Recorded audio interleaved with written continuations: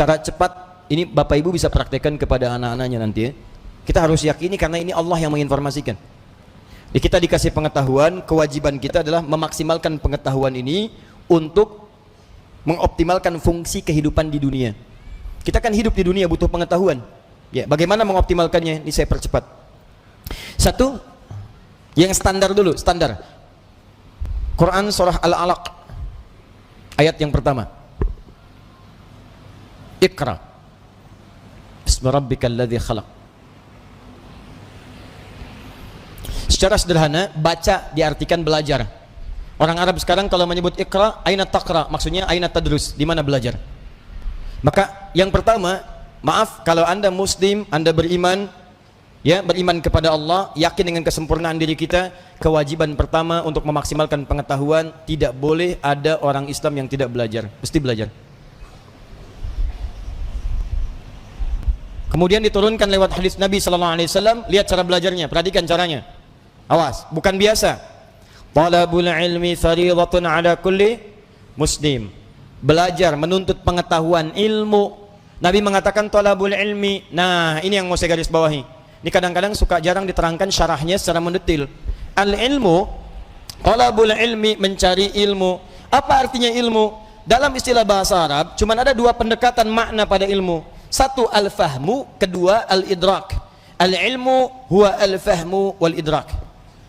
Ini yang standar nih. Ilmu itu artinya paham, fahmu, paham. Yang kedua idrak, dijangkau dan dikuasai. Jadi kalau bapak, ibu, atau anaknya misalnya disekolahkan dimanapun, jangan cukupkan hanya hadir di sekolah saja. Jangan cukupkan ditempatkan dia duduk di dalam kelas, jangan. Itu bukan sifat muslim. Sifat muslim itu ketika belajar, cek kembali, paham nggak yang dipelajari? Dikuasai nggak pengetahuannya? Jangan biarkan Anda datang cuma ke kampus, ke sekolah untuk duduk, apalagi duduk paling belakang, nggak mau nanya, terus pulang. Lihat, pelajari, pahami. Kenapa rumusnya begini? Kenapa fisika begini? Kenapa hukum gaya F1 sama dengan F2? Kenapa gaya ada tekanan F sama dengan berbanding lurus dengan P? Apa hukum Pascalnya? Kenapa bisa begini? Modifikasi lagi, keluarkan rumus cepatnya. Itu sifat muslim. Hadirkan dalam kehidupan. Ya, jadi apa yang Anda ingin pelajari, jangan cukupkan sampai dengan tahu, kita mesti paham. Apalagi yang dipelajari adalah ilmu-ilmu agama, maka berubah kalimatnya langsung dari fahmu jadi fiqhun, fikih. Fiqhun. Kalau Anda ingin berusaha sampai paham, maka diawali dengan tak di depannya, tak tambah tak.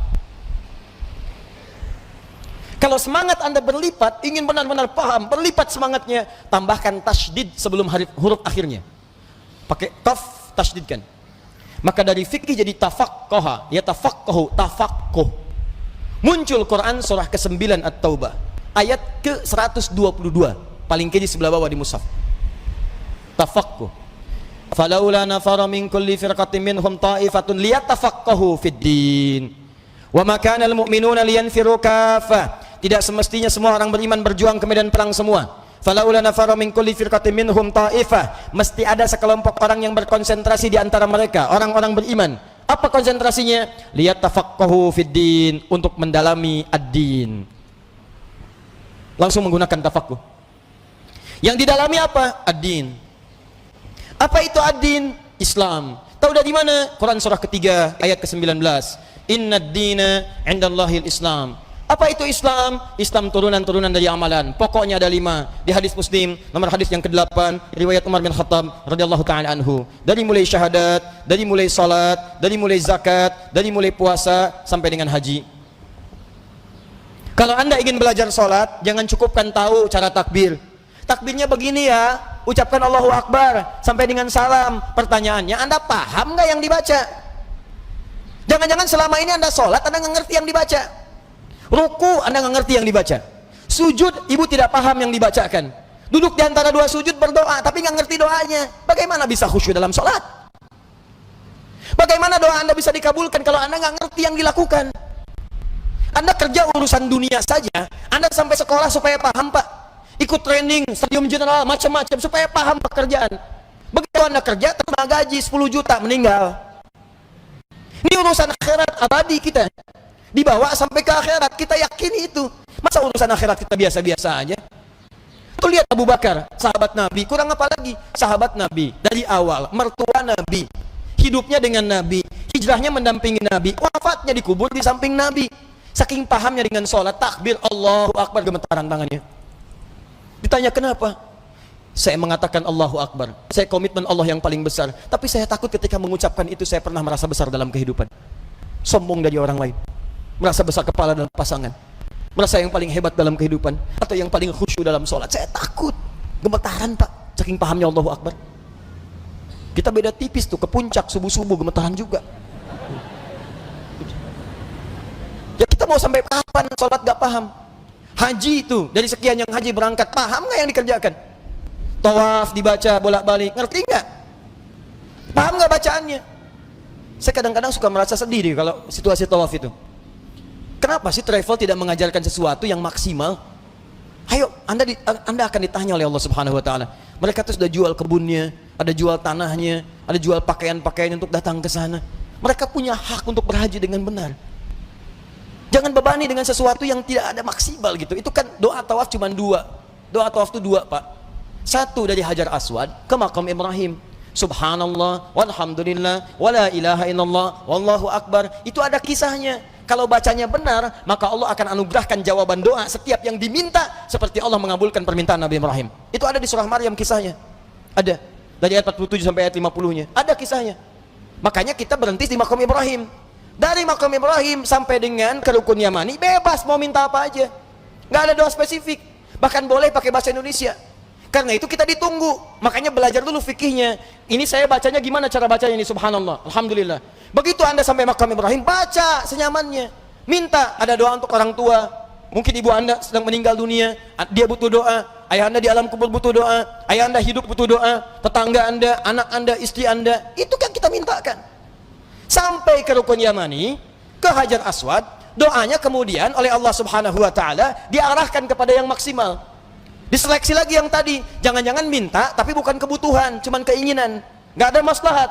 Makanya diarahkan kepada yang manfaat dunia dan manfaat akhirat. Rabbana atina fid dunya hasanah wa fil akhirati hasanah wa qina adzabannar. Sampai situ. Jadi yang tadi Anda minta itu benar nggak urusan dunianya? Jangan-jangan minta tapi nggak maslahat dunia. Maka oleh Allah yang bagus dunianya diberikan, yang ada maslahat akhiratnya diberikan, yang kurang baik diganti dengan yang lebih baik. Begitu caranya. Kasihan kadang muter sampai lupa berapa putaran yang sudah dilalui. Ya, ada kisah hebat nih, saya sambil menutup sedikit. Tapi ini tidak harus ditiru caranya, tapi bagus sebetulnya contoh untuk kita. Ada anak muda Bu datang ke Ka'bah. Dia belum nikah tuh, cari dodo sampai ke sana. Sampai di Multazam, dia berdoa. Benar, pakai bahasa dia ngerti. Coba mungkin caranya tidak harus seperti ini, ya. Ya Allah, hamba datang ke sini ya Allah untuk memohon kepadamu jodoh. Saya sudah berusaha sampai datang ke Ka'bah ini ya Allah, mohon kabulkan, berikan saya jodoh yang terbaik ya Allah. Tiba-tiba di sampingnya datang perempuan tinggi, putih, hidung mancung, langsung ditunjuk, kayak gini ya Allah. Kayak gini si contoh. Tapi betul Bu, habis itu dia pulang, dia nikah, walaupun bukan dengan yang tadi. Dia nikah karena permintaan dia sesuai dengan apa yang dia butuhkan. Ya, kenapa kita nggak minta dengan bahasa kita? Ada yang lebih unik, datang dia ke situ, bawa catatan. Ya Allah, hamba datang kemari banyak hutang ya Allah. Engkau maha tahu dengan keadaan hamba. Banyak hutangnya, tidak Anda sebutkan. Engkau juga paham. Tapi kalau tidak percaya, ini catatannya. Tempelin. Ada. Ya. Yang mau saya katakan adalah teman-teman sekalian, ini al-ilmu wal fahmu wal idrak. Anak pulang dari sekolah, datang ke rumah, cek lagi. Nak, tadi belajar apa? Dulu ibu kami begitu, pulang, tadi belajar apa? Coba ajarkan lagi, seperti apa? Kenapa ketemu begini? Kenapa begitu? Maghrib, semua TV berhenti. Ayo datang semua mengaji. Mau lari kemanapun akan dikejar Bu. Saya pernah sembunyi di bawah lemari, dikejar. Cari, mana katanya? Cari, suruh menghadap. Kalau belum mengaji, nggak bisa tenang. Ini kita kehilangan nilai-nilai itu. Jadi kita tuh mesti pintar Pak. Dulu orang begitu. Di ngajinya tuh jelas. Begitu dibahas pengetahuan, dikuasai dengan baik. Silahkan cek ulama-ulama dulu. Penguasaannya itu total. Nah, tapi ada satu hal lagi. Jika Anda kerjakan ini, maka Anda akan mendapatkan percepatan pengetahuan dari Allah Subhanahu wa taala melampaui batas-batas pengetahuan biasa. Apakah kemudian tips yang diberikan oleh Al-Quran sebagai petunjuk itu, ini yang paling penting kita dapatkan. Satu, cara cepatnya. Cara cepat ini Bapak Ibu bisa praktekkan kepada anak-anaknya nanti ya. Kita harus yakini karena ini Allah yang menginformasikan. Jadi kita dikasih pengetahuan, kewajiban kita adalah memaksimalkan pengetahuan ini untuk mengoptimalkan fungsi kehidupan di dunia. Kita kan hidup di dunia butuh pengetahuan. Ya, bagaimana mengoptimalkannya? Ini saya percepat. Satu, yang standar dulu, standar. Quran surah Al-Alaq ayat yang pertama. Iqra bismi rabbikal ladzi khalaq. Secara sederhana, baca diartikan belajar. Orang Arab sekarang kalau menyebut Iqra, aina taqra, maksudnya aina tadrus, di mana belajar. Maka yang pertama, maaf kalau Anda muslim, Anda beriman, ya, beriman kepada Allah, yakin dengan kesempurnaan diri kita, kewajiban pertama untuk memaksimalkan pengetahuan, tidak boleh ada orang Islam yang tidak belajar, mesti belajar. Kemudian diturunkan lewat hadis Nabi sallallahu alaihi wasallam, lihat cara belajarnya, perhatikan caranya. Awas, bukan biasa. Talabul ilmi fardhatun ala kulli muslim. Belajar, menuntut pengetahuan, ilmu. Nabi mengatakan talabul ilmi. Nah, ini yang mau saya garis bawahi. Ini kadang-kadang suka jarang diterangkan syarahnya secara mendetil. Al-ilmu, talabul ilmi, mencari ilmu. Apa artinya ilmu? Dalam istilah bahasa Arab, cuma ada dua pendekatan makna pada ilmu. Satu al-fahmu, kedua al-idrak. Al-ilmu huwa al-fahmu wal-idrak. Ini yang standar nih. Ilmu itu artinya paham, fahmu, paham. Yang kedua idrak, dijangkau dan dikuasai. Jadi kalau bapak, ibu, atau anaknya misalnya disekolahkan dimanapun, jangan cukupkan hanya hadir di sekolah saja. Jangan cukupkan ditempatkan dia duduk di dalam kelas, jangan. Itu bukan sifat muslim. Sifat muslim itu ketika belajar, cek kembali, paham nggak yang dipelajari? Dikuasai nggak pengetahuannya? Jadi jangan biarkan Anda datang cuma ke kampus, ke sekolah untuk duduk, apalagi duduk paling belakang, nggak mau nanya, terus pulang. Lihat, pelajari, pahami. Kenapa rumusnya begini? Kenapa fisika begini? Kenapa hukum gaya F1 sama dengan F2? Kenapa gaya ada tekanan F sama dengan berbanding lurus dengan P? Apa hukum Pascalnya? Kenapa bisa begini? Modifikasi lagi, keluarkan rumus cepatnya. Itu sifat muslim. Hadirkan dalam kehidupan. Ya, jadi apa yang Anda ingin pelajari, jangan cukupkan sampai dengan tahu, kita mesti paham. Apalagi yang dipelajari adalah ilmu-ilmu agama, maka berubah kalimatnya langsung dari fahmu jadi fiqhun, fikih. Fiqhun. Kalau Anda ingin berusaha sampai paham, maka diawali dengan tak di depannya, tak tambah tak. Kalau semangat Anda berlipat, ingin benar-benar paham, berlipat semangatnya, tambahkan tasydid sebelum huruf akhirnya. Pakai qaf, tasydidkan. Maka dari fikih jadi tafaqqaha, ya tafaqqahu, tafaqquh. Muncul Quran surah ke-9 At-Taubah, ayat ke-122, paling kiri sebelah bawah di mushaf. Tafaqquh. Falaula nafara min kulli firqatin minhum ta'ifatun liyatafaqahu fid din. Wa ma kana al-mu'minuna liyanfiru kaffah. Tidak semestinya semua orang beriman berjuang ke medan perang semua. Falaula nafara min kulli firqatin minhum ta'ifah. Mesti ada sekelompok orang yang berkonsentrasi di antara mereka, orang-orang beriman. Apa konsentrasinya? Liyatafaqahu fid din, untuk mendalami ad-din. Langsung menggunakan tafaqquh. Yang didalami apa? Ad-din. Apa itu ad-din? Islam. Tahu dari mana? Quran surah ketiga ayat ke-19. Inna ad-dina 'indallahil Islam. Apa itu Islam? Islam turunan-turunan dari amalan. Pokoknya ada 5. Di hadis Muslim, nomor hadis yang ke-8, riwayat Umar bin Khattab radhiyallahu taala anhu. Dari mulai syahadat, dari mulai salat, dari mulai zakat, dari mulai puasa sampai dengan haji. Kalau Anda ingin belajar salat, jangan cukupkan tahu cara takbir. Takbirnya begini ya, ucapkan Allahu Akbar sampai dengan salam. Pertanyaannya, Anda paham nggak yang dibaca? Jangan-jangan selama ini Anda sholat, Anda nggak ngerti yang dibaca. Ruku, Anda nggak ngerti yang dibaca. Sujud, ibu tidak paham yang dibacakan. Duduk di antara dua sujud berdoa, tapi nggak ngerti doanya. Bagaimana bisa khusyuk dalam sholat?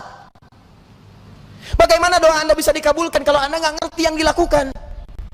Anda kerja urusan dunia saja, Anda sampai sekolah supaya paham, Pak. ikut training, stadium general, macam-macam supaya paham pekerjaan.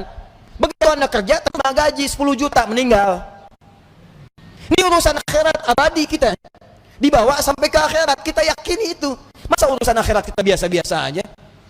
Tuh lihat Abu Bakar, sahabat Nabi, kurang apa lagi? Sahabat Nabi, dari awal, mertua Nabi, hidupnya dengan Nabi, hijrahnya mendampingi Nabi, wafatnya dikubur di samping Nabi. Saking pahamnya dengan sholat, takbir, Allahu Akbar, gemetaran tangannya. Ditanya kenapa? Saya mengatakan Allahu Akbar, saya komitmen Allah yang paling besar, tapi saya takut ketika mengucapkan itu saya pernah merasa besar dalam kehidupan, sombong dari orang lain, merasa besar kepala dalam pasangan, merasa yang paling hebat dalam kehidupan, atau yang paling khusyuk dalam sholat. Saya takut, gemetaran Pak, saking pahamnya Allahu Akbar. Kita beda tipis tuh, ke puncak subuh-subuh gemetaran juga. Ya kita mau sampai kapan sholat gak paham? Haji itu, dari sekian yang haji berangkat, paham gak yang dikerjakan? Tawaf dibaca bolak-balik, ngerti nggak? Paham nggak bacaannya? Saya kadang-kadang suka merasa sedih deh kalau situasi tawaf itu. Kenapa sih travel tidak mengajarkan sesuatu yang maksimal? Ayo, Anda akan ditanya oleh Allah Subhanahu Wa Taala. Mereka tuh sudah jual kebunnya, ada jual tanahnya, ada jual pakaian-pakaian untuk datang ke sana. Mereka punya hak untuk berhaji dengan benar. Jangan bebani dengan sesuatu yang tidak ada maksimal gitu. Itu kan doa tawaf cuma 2. Doa tawaf itu 2 Pak. 1 dari Hajar Aswad ke makam Ibrahim, subhanallah walhamdulillah wala ilaha illallah wallahu akbar. Itu ada kisahnya. Kalau bacanya benar, maka Allah akan anugerahkan jawaban doa setiap yang diminta, seperti Allah mengabulkan permintaan Nabi Ibrahim. Itu ada di surah Maryam kisahnya. Ada dari ayat 47 sampai ayat 50-nya. Ada kisahnya. Makanya kita berhenti di makam Ibrahim. Dari makam Ibrahim sampai dengan ke rukun Yamani, bebas mau minta apa aja. Nggak ada doa spesifik. Bahkan boleh pakai bahasa Indonesia. Karena itu kita ditunggu, makanya belajar dulu fikihnya. Ini saya bacanya gimana cara bacanya ini, subhanallah, alhamdulillah. Begitu Anda sampai makam Ibrahim, baca senyamannya. Minta, ada doa untuk orang tua. Mungkin ibu Anda sedang meninggal dunia, dia butuh doa. Ayah Anda di alam kubur butuh doa. Ayah Anda hidup butuh doa. Tetangga Anda, anak Anda, istri Anda, itu kan kita mintakan. Sampai ke rukun Yamani, ke Hajar Aswad, doanya kemudian oleh Allah Subhanahu Wa Taala diarahkan kepada yang maksimal. Diseleksi lagi yang tadi, jangan-jangan minta tapi bukan kebutuhan, cuman keinginan, nggak ada maslahat. Makanya diarahkan kepada yang manfaat dunia dan manfaat akhirat. Rabbana atina fid dunya hasanah wa fil akhirati hasanah wa qina adzabannar. Sampai situ. Jadi yang tadi Anda minta itu benar nggak urusan dunianya? Jangan-jangan minta tapi nggak maslahat dunia. Maka oleh Allah yang bagus dunianya diberikan, yang ada maslahat akhiratnya diberikan, yang kurang baik diganti dengan yang lebih baik. Begitu caranya. Kasihan kadang muter sampai lupa berapa putaran yang sudah dilalui. Ya, ada kisah hebat nih, saya sambil menutup sedikit. Tapi ini tidak harus ditiru caranya, tapi bagus sebetulnya contoh untuk kita. Ada anak muda Bu datang ke Ka'bah. Dia belum nikah tuh, jadi dodo sampai ke sana. Sampai di Multazam, dia berdoa. Benar, pakai bahasa dia ngerti. Coba mungkin caranya tidak harus seperti ini, ya. Ya Allah, hamba datang ke sini ya Allah untuk memohon kepadamu jodoh. Saya sudah berusaha sampai datang ke Ka'bah ini ya Allah, mohon kabulkan, berikan saya jodoh yang terbaik ya Allah. Tiba-tiba di sampingnya datang perempuan tinggi, putih, hidung mancung, langsung ditunjuk, kayak gini ya Allah. Kayak gini si contoh. Tapi betul Bu, habis itu dia pulang, dia nikah, walaupun bukan dengan yang tadi. Dia nikah karena permintaan dia sesuai dengan apa yang dia butuhkan. Ya, kenapa kita nggak minta dengan bahasa kita? Ada yang lebih unik, datang dia ke situ, bawa catatan. Ya Allah, hamba datang kemari banyak hutang ya Allah. Engkau maha tahu dengan keadaan hamba. Banyak hutangnya, tidak Anda sebutkan. Engkau juga paham. Tapi kalau tidak percaya, ini catatannya. Tempelin. Ada. Ya. Yang mau saya katakan adalah teman-teman sekalian, ini al-ilmu wal fahmu wal idrak. Anak pulang dari sekolah, datang ke rumah, cek lagi. Nak, tadi belajar apa? Dulu ibu kami begitu, pulang, tadi belajar apa? Coba ajarkan lagi, seperti apa? Kenapa ketemu begini? Kenapa begitu? Maghrib, semua TV berhenti. Ayo datang semua mengaji. Mau lari kemanapun akan dikejar Bu. Saya pernah sembunyi di bawah lemari, dikejar. Cari, mana katanya? Cari, suruh menghadap. Kalau belum mengaji, nggak bisa tenang. Ini kita kehilangan nilai-nilai itu. Jadi kita tuh mesti pintar Pak. Dulu orang begitu. Di ngajinya tuh jelas. Begitu dibahas pengetahuan, dikuasai dengan baik. Silahkan cek ulama-ulama dulu. Penguasaannya itu total. Nah, tapi ada satu hal lagi. Jika Anda kerjakan ini, maka Anda akan mendapatkan percepatan pengetahuan dari Allah Subhanahu wa taala melampaui batas-batas pengetahuan biasa. Apakah kemudian tips yang diberikan oleh Al-Quran sebagai petunjuk itu, ini yang paling penting kita dapatkan.